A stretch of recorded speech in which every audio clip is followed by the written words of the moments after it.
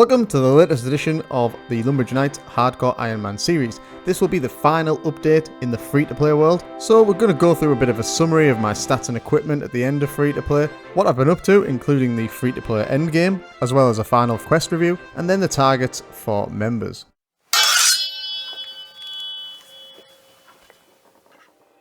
Well met, adventurers. I'm the Lumbridge Knight, and these are the adventures of my hardcore Ironman. May the fortunes ever be in our favour.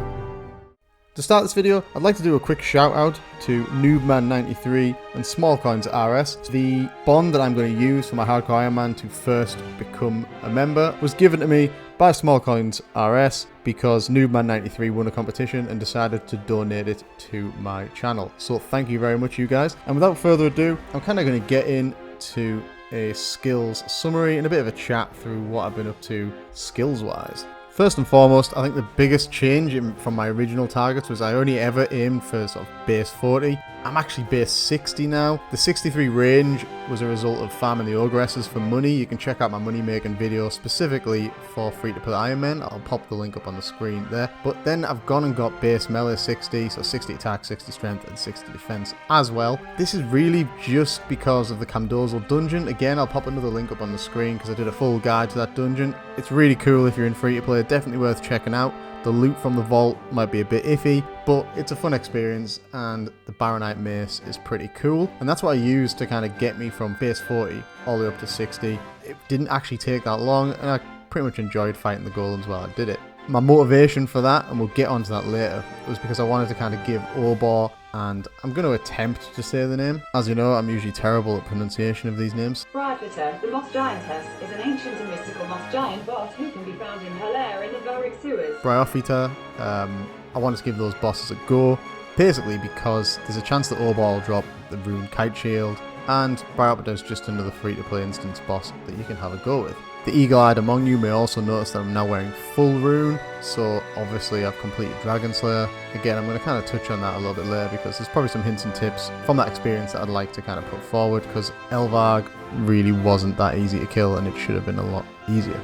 Moving on, you can see that my prayer is now 45, which is really good. That kind of took a while to get, but again, because I was bossing, I really wanted to kind of make sure I had protect from melee, magic, and range. Range particularly is useful for Obor, and magic is useful for Briarflitter. I don't know why I'm adding that like Briarflitter, but anyway, Briarflitter. And yeah, that's just kind of built up naturally, because to get the keys, I'm going to cover this in a separate video, but to get the keys in order to access the instance dungeons, you had to farm a lot of hill giants and moss giants. They drop big bones, so that built up my prayer naturally anyway. And then I did a bit of prayer training in the Camdozaal dungeon. Have a look at that video again that I mentioned earlier. The link will be in the description. And that brings me to the final few updates. Mainly that I managed to get my crafting to 50, so I finally managed to get rid of the awful Amulet of Accuracy. It's not awful when you start off, but at this level, you know, my character is now like level 75. It was a bit embarrassing running around with that around my neck. And the final update, the penultimate, just before the last one, is I managed to get the 55 magic, so I've got my high alt. I just ground that out, trained my magic. I'll bring some little magic updates later on when I show you the equipment, but thank God that is done with. And I've now got about 2 million coins in the bank, which is pretty decent for free-to-play hardcore Ironman. I've not really been trying to make tons of money. I just wanted enough to sort of be comfortable.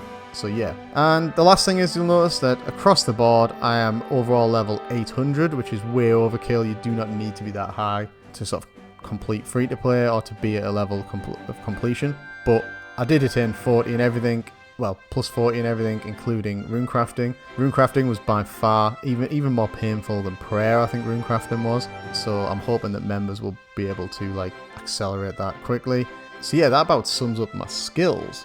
Now let's have a little summary of my bank. I briefly touched on a few points there, but let's kind of go through that now as well. So now that you can see the banking screen, you can see that my overall bank value is estimated at just about 2 million. I've got a few odd bits of quest pieces and random crafting bits.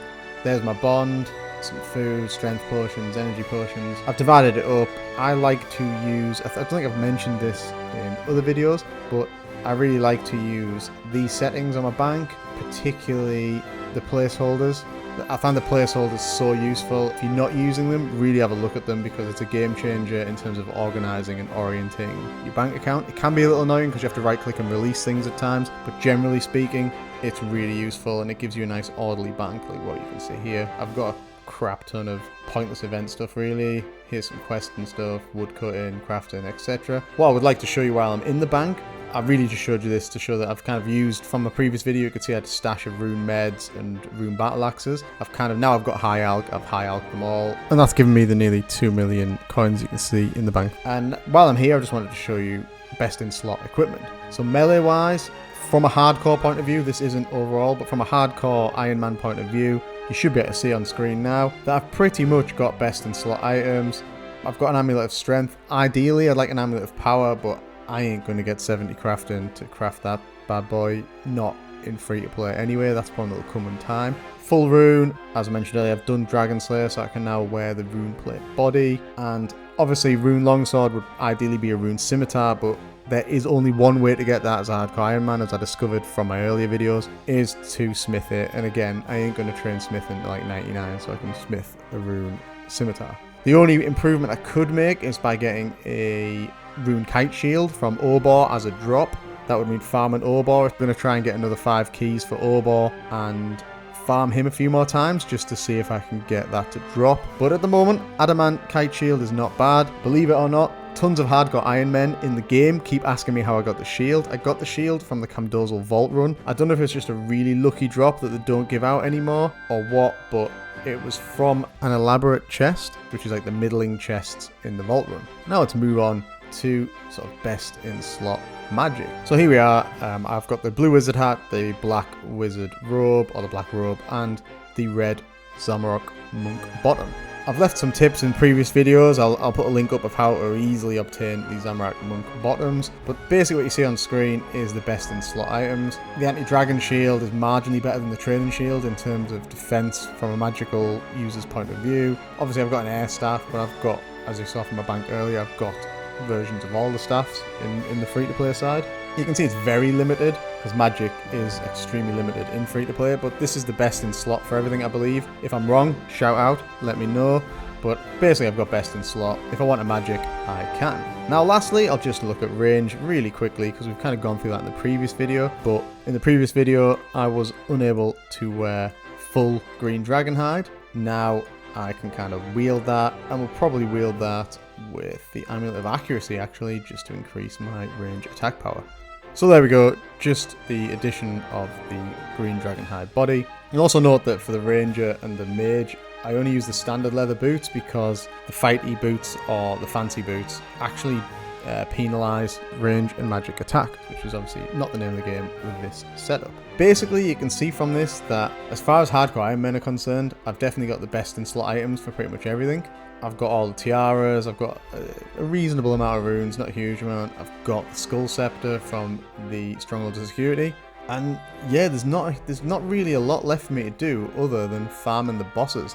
If you have got any ideas of anything extra that I need to include before leaving free to play, please leave a comment, give me a suggestion, because I'm happy to try and make that video. I do have a couple more free to play videos lined up, but in general, once I make that transition to members, I'm probably not going to be coming back to free to play unless it's for an event or a new quest.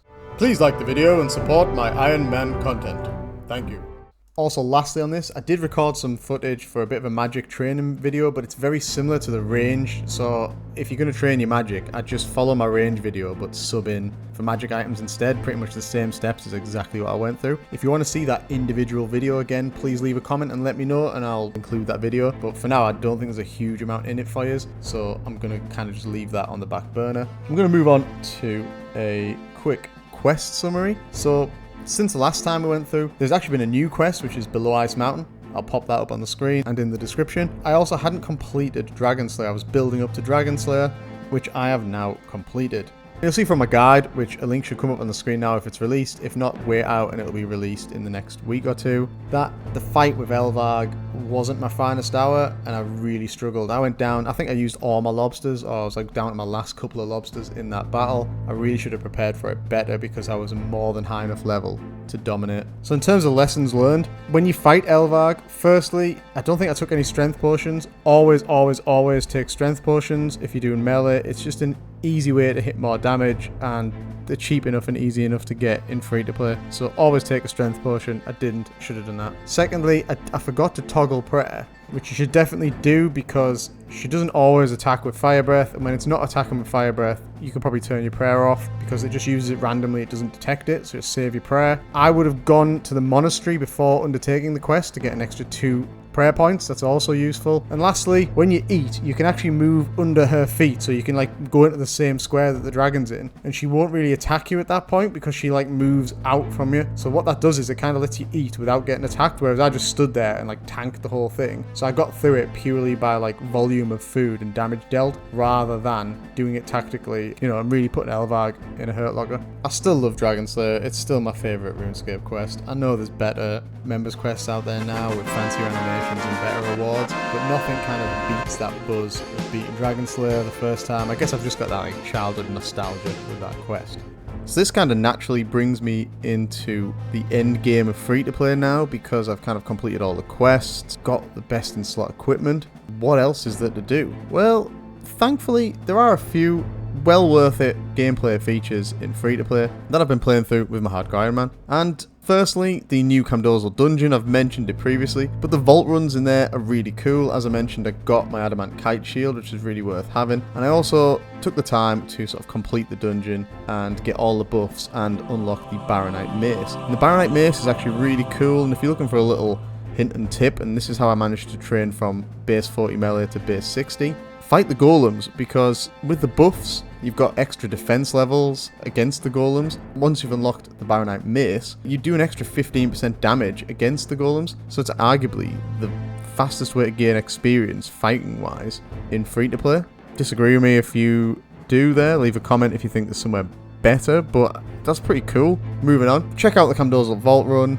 It's worthwhile, it's a bit of fun, it gets the adrenaline pumping. I've done separate videos on that, so I'm not going to go into too much detail. If you want to see that, there's a link in the description. Check that video out and go there yourself and just have an explore. It's really cool. I like the stylization, the graphics, etc. Awesome. Right, next, I then moved on to the 2 boss instances. I kind of mentioned them previously. That's Obor and Bryopita. I'm adding my Bryopita. Bryopita. Anyway, and to unlock these, I mentioned that you need to unlock keys. So you can see on the screen there, I'm just kind of, this is the hill giant spot in the Edgeville dungeon. You just have to kill them and grind out for keys. You can see in my inventory there, I've got 4 keys already. I kind of try and get batches of 5 keys at a time. Once I had 5 keys, I then killed Obor. I'm currently working on like an advanced guide, so I'm not going into too much details on this. But what I will say is that surprisingly, once you've got defense from range, and you can see how I've kind of got Obor to pin me against a wall so that his like charge attack doesn't really do anything. Obor was actually much easier for me. He does a lot more damage and you've got to keep on top of your food, but I found it much easier to tank Obor than Bryophyta. This is purely because she summons the growthlings during the fight, and while they're spawned, you cannot deal any damage to her, so you've kind of got to kill them off and use an axe to actually finish them off, so you can get them down to 0 or 1 health, and then you've got to use an axe on them or they don't die, and while they're still on the field, she's invincible. So it's a bit of a pain, and she still does deal high melee and magic damage. So yeah, I'm kind of still doing that at the moment because I'm looking for that rune kite shield and possibly the hill giant club, which is the best 2-handed weapon in free to play. So yeah, I managed to get 5 hill giant keys and I've gone and killed Obor 5 times. I then also tried some moss giants, so I've been killing moss giants. I managed to attain 5 mossy keys as well, and I've kind of killed Bryopita 5 times. Or, correction, I've tried to kill Bryopita 5 times. One time I actually had to bail out because she was down to like 1 or 2 hits, but I was also down to 1 or 2 hits, and I had no prayer and no food left, so I bailed out. So here she is summoning the aforementioned growthlings. Again, they're not particularly difficult, they're only level 37, but you can't deal damage to her while they're on the field. And I don't know if it's random, but sometimes she'll just summon 2 or 3 in a row. It just drains my prayer out. Once I've run out of prayer, I start taking a hell of a lot more damage, and once you're out of food, I'm just panicking. They're also annoying because once you've got that, to actually kill them, you've got to use an axe on them. Like once they're down to like 1 or 0 health, you've got to then use an axe, and it's a bit of a pain. So Bryophyta is definitely the more difficult instance in my opinion. She drops a lot of like rune items. The best drops she drops are kind of for members only. Bryophyta's essence, I think, is a members item worth about 4 million coins. So really, I should probably have saved the keys and gone members before fighting her, because I could have got something a lot better than some rune mediums and some rune armor. But I just wanted to kind of give it a go because it is available in the free-to-play. I found both these instances really fun, and I recommend you definitely give them a try. Again, it's another kind of taster of the members experience, because obviously there's a lot more content like this in the members world. But yeah, I found that really fun, and I kind of want more, and that's one of the reasons why I want to kind of upgrade, and I'm ready to use that bond going forward. So yeah, I mean, if there's anything else I've missed, give me a shout, but I think the free-to-play endgame, I've kind of pretty much done it. I just need to farm it now for the drops, which I'm kind of doing in the background, but I'm really getting ready for that members transition. Anyway, moving on to the final part of this video, and this is kind of like my target section for members. Now, again, I'm open to suggestions, so please, anyone out there, get in touch, give me some comments, let me know what I should do the second I land in members. At the moment, my plans are to focus on achievement diaries. I'm going to look at doing the achievement diaries, probably the easier and well-known ones, such as like Lumbridge, Varrock, Falador, etc. Looking to try and get maybe the achievement armor, because that looks pretty cool. And that'll kind of get me into some member skills straight off the bat. Talking to a few of my experienced friends and clan members, they recommend doing Slayer in order to get the Abyssal Whip. So I'll be definitely putting a lot of time into training Slayer up. General members quests, obviously the backbone of my channel is just bringing quest videos. I obviously want to do a lot more guides and hints and tips, and again, as always, if there's anything you need or want, let me know and I'll try to bring that to you in terms of video content. And then the other thing I was going to do is I'm looking to try and get my first 99 with this account. I was either thinking fishing or firemaking, because these are two areas that have some nice mini games that are reasonably safe for a hardcore Ironman to do. So I'm thinking, starting with the fishing trawler mini game, my aim here being to gain some fishing experience, but also to get the angler's outfit. As with the angler's outfit, you get bonus experience in the new fishing boss, Tempoross. Then my plan will be to just grind Tempoross for the rewards and the XP, possibly all the way up to 99. I'm obviously probably not going to do that in a wanna, because that would be extremely boring, but my plan there is to kind of smash that out and get it up to 99. The alternative plan would be to do Wintertodt all the way up to 99, because it's supposed to be reasonably safe. Yes, it's a dangerous activity, but it's supposed to be reasonably safe, and it's quite an easy way because the experience is really good to get that first 99. And at the end of the day, that's what this is about, leveling to 99. I want to max out this hardcore Ironman account. I don't want him to die if possible. That's my baseline targets. The only other thing I was thinking about is a construction series, like a home improvement, bit of a kind of like tongue-in-cheek kind of joke series where I go through kind of building up my house. I had in mind something a bit like Homes Under the Hammer, where I just kind of like modify my house and kind of make some funny videos along those lines. If anyone's got any suggestions, or if I think that sounds like a good idea, again, leave me a comment, give me a shout out. And yeah, I'm kind of open to suggestions at this point. Obviously, as soon as I go into members, I will be updating equipment as soon as possible. The Monkey Madness quests, I think I'm going to go down straight away, because that'll get me a dragon scimitar, and I can already wield dragon, so I kind of need that scimitar in order to be effective. So I think 101 will be to do Monkey Madness to get the dragon scimitar, and then kind of go from there. Achievement Diaries, Wintertodt, fishing and Tempoross, boom. That's kind of like my members plan. I hope that sounds interesting. I hope you've enjoyed this video. If you've enjoyed this video and it has been at all helpful, please like, subscribe, and leave a comment. I, the Lumbridge Knight, am at your service. Until the next time, stay strong, Iron.